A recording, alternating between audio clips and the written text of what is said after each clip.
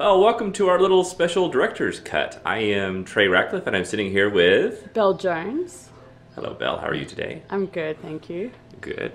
We, put together this whole series that maybe you just finished watching, and we thought it might be fun for us to kind of show some of our favorite scenes and talk about the animals and maybe talk some behind-the-scenes stuff, like how we took some photos or funny stories or weird stuff like that. So anyway, Belle will be here with me to talk about this stuff. But like overall, let me start with her by asking her, like, what was your overall impression of Africa? What'd you think? Well, it's the second time that I've been to Africa, and again, it's just an incredible part of the world. The animals, it's like nothing else, being in the presence of these incredible creatures and to be able to share it with some pretty amazing and special people is... Yeah, we had a really fun crew there. All this amazing video work you see here is from Belle, except for one tiny little contribution I made. I'll show that to you later. But yeah, we just had a blast. You know me, I'm constantly taking photos. Belle was constantly shooting video. And how many hours did you come back with the footage? Oh, I couldn't tell you, but it was a lot. There was a lot of footage to go through, and yeah, so here's a lot of the B-roll that I didn't use, some of what I did use, but it's good to be able to go through and there was so much cool footage. Like, that every now and then you see some of these elephants that have the one tusk, and I found out all kinds of stuff about animals there. One of them was that if you see an elephant with a long tusk on one side, it's because they're either right tusked or left tusked, like people are handed, so one gets worn down much faster. I thought that was super interesting. I had no idea. So a lot of this footage you're seeing here is from Namibia, which we didn't see many animals at all at, but we did see these desert adapted elephants, and we kind of were following down this old dried river valley. Everything else you'll see, all the animal stuff is from Botswana, but that's actually something I didn't know ahead of time, that some countries just have a ton of animals and some hardly have any. I kind of just thought all Africa was... I was a total Africa neophyte before this trip. Not that I'm a total expert now. But you didn't go to Botswana your first trip, did you, Belle? No, just Namibia.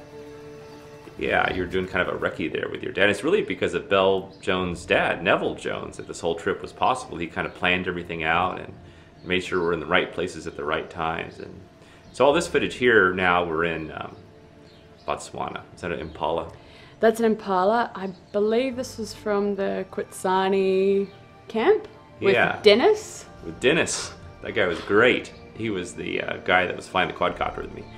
We saw a lot of birds, and I kind of got into bee eater. A southern carmine bee eater. Ah. Yes.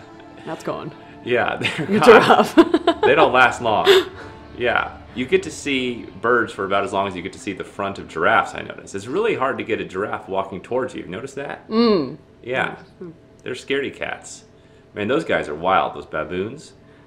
At one of our camps, the camp with Dennis, they told us when we walk back to our rooms that if there's a male and female together, the male has to go in front because the baboons will attack. They know who girls are, and they'll attack girls if they're by themselves or if they're in front. Yeah, I think that they're not intimidated by us at all. Yeah, well, they might be intimidated by you. I don't know about we should have Belle Jones lead every foraging party. That's a Cape buffalo, one of the big five. In fact, they say those are the most dangerous. Those are the ones that everyone's there super scared of. Yeah. Yeah. They told us a story that they're very cunning, these Cape buffalo. Like, there's stories about hunters that go after them and maybe shoot them and wound them, and they kind of limp off and take them on a long trail, so the hunter has to follow them, all this kind of stuff. But then the Cape buffalo will circle around and hide in the grass and just go ram you and just kill you. They're tough. You know what amazed me about these lions, Belle, is just like how...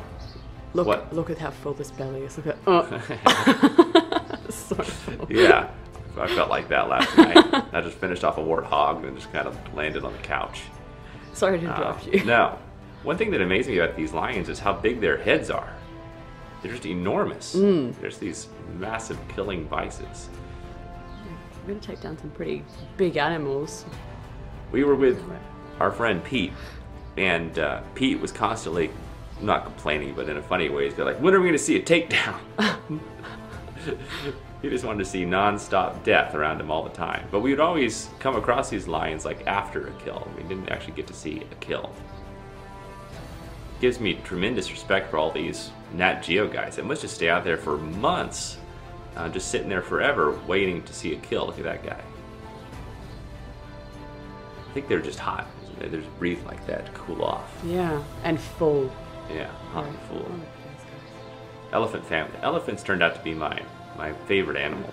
How about yours? My favorite? Yeah. Oh, Do you like that leopard? I really liked that leopard. Yeah. She was beautiful. We get to see a little bit later. Yeah. One thing I found out too about elephants I didn't realize is that there's not really a shortage of them. In Botswana, there's 100,000 elephants. They're all over the place. Yeah. They're not shy. We got close to these guys. No, they don't care. Actually, that's one of the things I like most about them. Looking in their eyes like that, they just seem like they're on a different time scale or something. These guys are pretty scattered. These zebras. Yeah. Zebra. Zebra. Depending on what part of the world you're in. Yeah, they're super skittish. By the way, so you know that cool shot that you just had up with the foreground out of focus and them in focus? How did you shoot that? So that's with my 24-70 2.8, and I use a variable ND filter, so I can control the amount of light that goes in and keep my f-stop really low. Right. My aperture way over. You're shooting that on a Canon 5D Mark II, right? Yeah. Yeah. And Canon lens as well. Yeah. So see how they have this little tiny watering hole? This is in the Okavango Delta. Okavango. Sorry. And what happens is it rains a ton in Africa, and it all floods down from Angola. It fills up this whole area with kind of flood water, and then it recedes to these tiny little places. So it becomes super competitive for these watering holes. We flew over these crocodiles, and there were about 50 of them all tearing apart a hippo. Yeah. Yeah, it's a bad day for a hippo. I have days like that. I think you got a pretty raw shot of that with all the blood in the water, and that's rich. Yeah. So see these shots? These are all from a helicopter. Actually, our pilot was from Wanaka, of all places, where Belle hangs her spurs quite a bit. But if you compare those helicopter shots to these quad shots, I gotta say, I like the quad shots even better, don't you? Yeah. They just feel smoother. Yeah, a lot smoother. By the way, I like this scene a lot. We should probably put that in the promo. But yeah, flying this quad is great fun. I hate seeing that shadow, though, don't you? Yeah, surely there's going to be a little piece of software that you can just mask that out someday of these guys. Yeah, we had a ton of fun flying that quadcopter there, and we ended up using... Did you end up using more footage than you thought you would of it? Yeah, yeah, definitely. I use quite a lot of it. Yeah. Clip little pieces out. But it's amazing, you know, you don't get that perspective from the ground as a human. Right. Unless you're in a helicopter. And those are kind of hard to get sometimes. We never flew the quad over the lions or over the painted wolves. We were really close quarters with them, and we didn't want to bother them too much. See all these cute little baby lion cubs? We watched these guys for hours, didn't we? Yeah, they were really fun to watch. That was my biggest surprise, I guess, about animals in general in Africa. Is I thought, oh well, it'll be fun to take photos of them, but what I really enjoyed was the time between taking photos, just watching them. They were really interesting. It was so nice to watch this little family just kind of hanging out and just being together. It was, the cubs were super cute, and the moms, they got pretty irritable. But they're still very affectionate. They are. In the structure of the family. There's a little bit too much teat feeding going on right there. I think Mom got a little annoyed with that. Yeah. They got sharp teeth. That can't feel good. This is a I cute love scene. this one. Yeah. You know, and this is sort of a secret to the photography here, is whenever you saw any of my photos, or probably a lot of photos of people, or of these big cats with their mouths open, it looks like they're growling. Usually they're just yawning. And if you just get a photo at the right time, it looks like they're growling. But they just, actually, I think they spend most of their time sleeping and yawning. Well, how many kilos of meat was Dennis saying that they consume? I don't know. It was enormous. It was something. The elephants eat something ridiculous, like Yeah. hundreds of kilos of Yeah. greens. Somehow it was more than even my 6-year-old eats in a day, which is unbelievable. Look at those paws. Yeah, they're so cute, aren't they? They're like little cartoon paws. Yeah, it's gonna be grow up into a big cat. Yeah, those elephants, they are constantly eating. It must be nice. But these guys, what do they kill about once a day or once every other day? I think so. Yeah. Especially when there's that many cubs as well. It's a big family to feed. Yeah. Now these are actually quite endangered, these lions. And their whisker patterns are individual to each of them as well. I think that's how they recognize each other. Yeah, or at least the guides can recognize them. It's like each one has their own IP address. These are probably the rarest thing. I think they're probably like the second most endangered animal. Is that what your dad said? They're right up there with some Ethiopian something or other. Yeah. We are not animal commentators, everyone watching. That's why we're going to talk about photography a little bit. But actually, your dad has been to Botswana like 7 or 8 times. Yeah. Africa like 10 times. He's never seen these before. Yeah. So we're so lucky, and to see them twice as well. Yeah. So I told your dad, I said, what's the big deal? I saw him on my first trip. Pretty easy to see. Remember this son of a gun?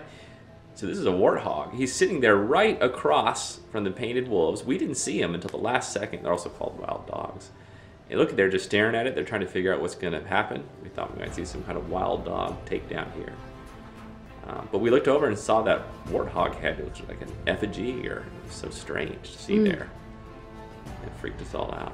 It's amazing. A lot of the animals, obviously the guides, knew where they were and had been tracking them, and that's how we'd spot them. But those lions, when they're lying in the grass, you can't see them. Yeah.